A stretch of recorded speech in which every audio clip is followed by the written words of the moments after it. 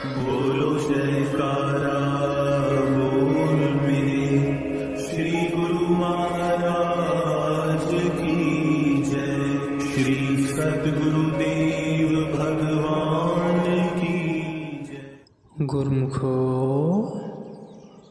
यदि शाश्वत सुख को प्राप्त करना है तो आत्मा को अपने स्रोत में वापस लौटना होगा। यदि आत्मा अपने स्रोत में लौटने के लिए लालायित है, इसलिए हम आनंद पाने की खोज करते हैं। आनंद पाने की खोज की विधि चाहे गलत है,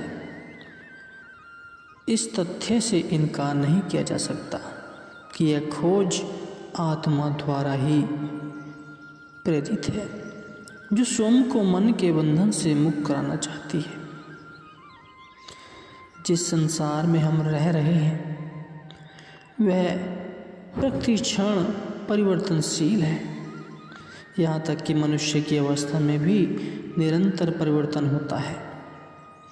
बचपन से यौवन, यौवन से बुढ़ापा और फिर अंत है उसकी मृत्यु। जन्म मरण का नियम अटल है और निरंतर चलता रहता है।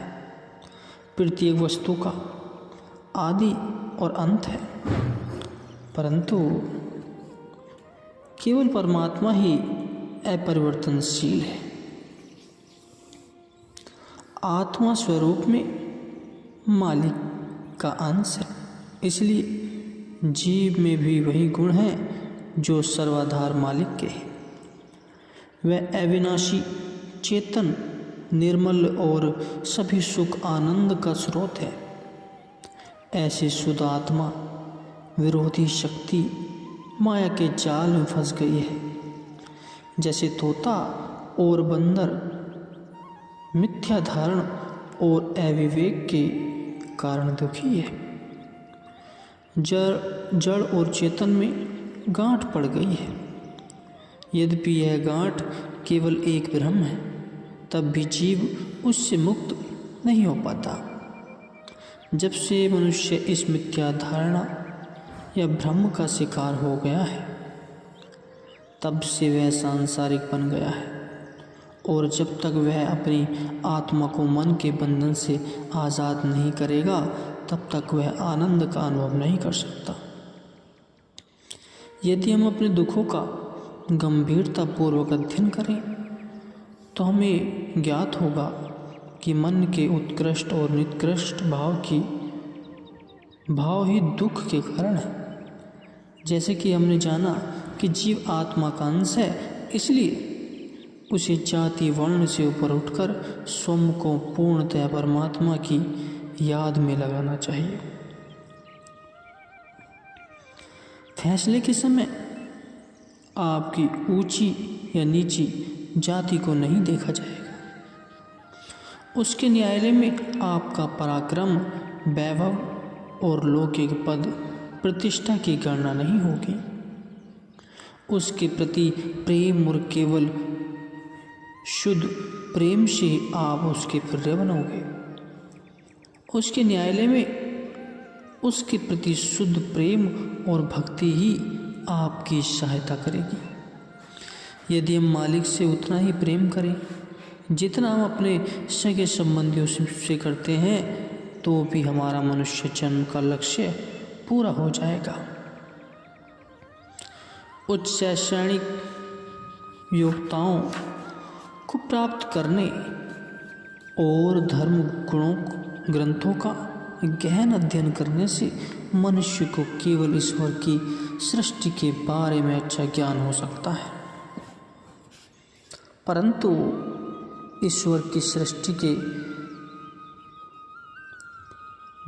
बारे में ज्ञान होना ही काफ़ी नहीं है। ईश्वर के बारे में वह कुछ नहीं जान सकता। प्रेम और शुद्ध प्रेम ही मालिक के धाम तक पहुंचाने का पार पात्र मार्ग है। मालिक के प्रेमी कौन है? वह नहीं जो बहुत अधिक जानते हैं, वह भी नहीं जो धन ऐश्वर्य में खेलते हैं, वह भी नहीं जो ऊंचे पदों पर प्रतिष्ठित हैं, परंतु केवल वही प्रेमी हैं जो मालिक से अत्यधिक प्रेम करते हैं। प्रेम पराजय है। कोई भी बंधन इतना शक्तिशाली नहीं जितना प्रेम का सूक्ष्म बंधन, जिससे मालिक भी बन जाते हैं। हम इस सृष्टि में जो कुछ भी देखते हैं वह मालिक के नाम अथवा शब्द के माध्यम से रचा गया है और इसी सर्वव्यापी शक्ति से ही कायम है। यह शब्द या नाम हमारे घट में निरंतर गूंज रहा है। अपनी सुरती या चेतना को इस नाम से जो हमारे हर श्वास में प्रतिध्वनित हो रहा है जोड़ देने से हम मानसिक शांति, जिसमें कोई दुख और चिंता नहीं रहती, को निश्चित ही प्राप्त कर सकते हैं। जब तक हमने इस सत्य को नहीं जाना और हमारी सूरत नाशवान पदार्थों में ही भटकती रही, तब तक हमें शांति की मधुरता का एहसास नहीं हो सकता। मालिक को भूलकर और मालिक की सृष्टि की कामना करके हम अपनी श्रुति को इच्छाओं का दास बना लेते हैं और कल्पनाओं व भ्रांतियों के संसार में भटक जाते हैं। यदि हम ऐसा सांसारिक जीवन जीना चाहते हैं तो फैसले के दिन हमें मालिक को अपने अच्छे या बुरे कर्मों का हिसाब देना पड़ेगा। परिणाम स्वरूप आत्मा उसी योनि में जाएगी जिसमें उसकी इच्छाओं की ओर अच्छी तरह संतुष्टि हो सके। एक कैद से अभी निकलेंगे, नहीं कि दूसरी जेल हमें कैद करने के लिए तैयार हो जाएगी। इस प्रकार कभी अंत न होने वाला यह 84 लाख योनियों का चक्कर चलता रहता है और हम तब तक अपने कर्मों के अनुसार एक योनि से दूसरी योनि में भटकते रहते हैं जब तक हमारे कर्मों की प्रतिक्रिया समाप्त नहीं हो जाती। इन सब कर्मों का लेखा जोखा इस मनुष्य योनि में ही समाप्त हो सकता है। इससे यह सिद्ध होता है कि मनुष्य अन्य जन्म योनियों में अमूल्य और उत्कृष्ट है। हमारे धार्मिक ग्रंथों और सभी संतों ने इसकी महिमा को गाया है। कबीर साहिब कहते हैं, कबीर मानस जन्मों दुर्लभ है, होई न बारे बार, जीव बन फल पाके भूई गिरही, बहोरी न लही डार। यह मनुष्य जन्म अत्यंत दुर्लभ है और यदि हमने इसे एक बार विषय भोगों में खो दिया तो दोबारा प्राप्त करना कठिन है।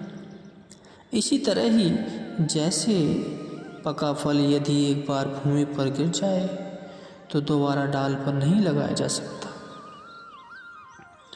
संत महापुरुष दया से अभिभूत होकर हमारी वर्तमान दुखपूर्ण दशा पर अफसोस करते हैं और हमें बुद्धिमता से चलने की प्रेरणा देते हैं तथा हमें उपदेश देते हैं कि इस दुर्लभ जन्म को आत्मज्ञान प्राप्त किए बिना यूं ही नहीं गंवाना चाहिए। महापुरुषों द्वारा दर्शाया गया मार्ग पूर्णतया वैज्ञानिक है और अपनाने में सरल है। वे आपको मानुष्य शरीर की भीतरी प्रयोगशाला में ले जाते हैं और आत्म अनुभव करने में आपकी सहायता करते हैं। वे आपको यह कदापि नहीं कहते कि कठोर तप साधना में अपने शरीर को कष्ट दो और संसार का त्याग करके जंगल में भाग जाओ, परंतु संत महापुरुष यह भी नहीं कहते कि इन नाशवान शरीर को संवारने में इतना लगे रहो कि मालिक की याद के लिए आपको समय ही न मिले। चाहे भिन्न भिन्न देशों के भिन्न भिन्न धर्म हैं, रीति रिवाज और भाषा, पूजा का ढंग भिन्न है, परंतु मूल आधार सबका एक ही है।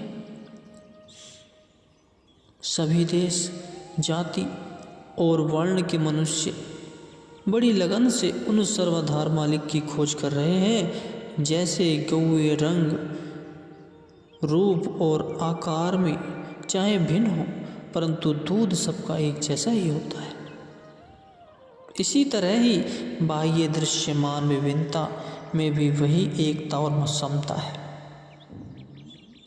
वह है मालिक के लिए प्रेम और भक्ति। सभी के हृदय में वही शक्ति संचलित होती है। देश, जाति तथा वर्ण का भेद होने पर भी हम सबका लक्ष्य यही है कि आत्मा को अपने असली घर ले जाना, जो सब प्राणियों का परम धाम है। हमारा धर्म ग्रंथों की भाषा और शैली से कोई प्रयोजन नहीं, अपितु हमें तो उनके वचनों और सार उपदेशों से ही मतलब है। हमें तो परम पावनता से उनके संत उपदेशों को पकड़ना है। मानसिक शांति पाने का एकमात्र ही उपाय है। भगवान के भक्त उसे अनेकों नामों से याद करते हैं। क्या इन विभिन्न नामों से कुछ फर्क पड़ता है? शब्दों का कुछ महत्व नहीं, परंतु उससे जो प्रेम व्यक्त होता है वही महत्वपूर्ण है। माता अपने बालक को अनेकों नाम से पुकारती है, परंतु वे सभी नाम बालक के प्रति प्यार को ही व्यक्त करते हैं। प्यार की भाषा में कोई रोक टोक नहीं है। इस संसार में प्रत्येक व्यक्ति किसी न किसी वस्तु से प्रेम करता है, और शायद ऐसा कोई भी व्यक्ति नहीं जिसमें यह भावना न हो, अर्थात वह किसी से प्रेम न करता हो। परंतु जरा गंभीरतापूर्वक सोचो कि क्या उसका आपके प्रति प्रेम सच्चा है? आपके अत्यधिक प्रिय और निकट संबंधी, यहाँ तक कि आपके परिवार संबंधी आपकी अत्यंत प्रिय है, तब तक ही आपसे प्रेम करते हैं जब तक आप जीवित हैं।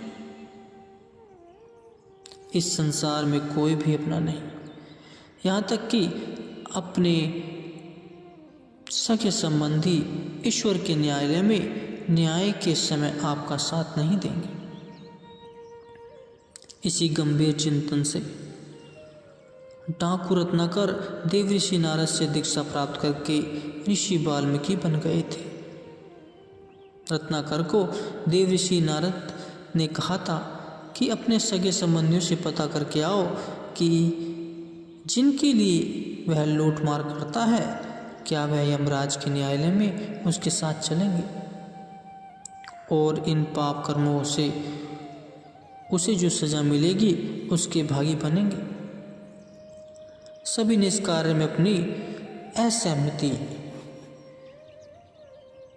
व्यक्त कर दी थी। इस बात ने उनके जीवन में एक नया मोड़ दिया। उसने देवऋषि नारद से भक्ति पद चलने के लिए नाम की दीक्षा के लिए याचना की।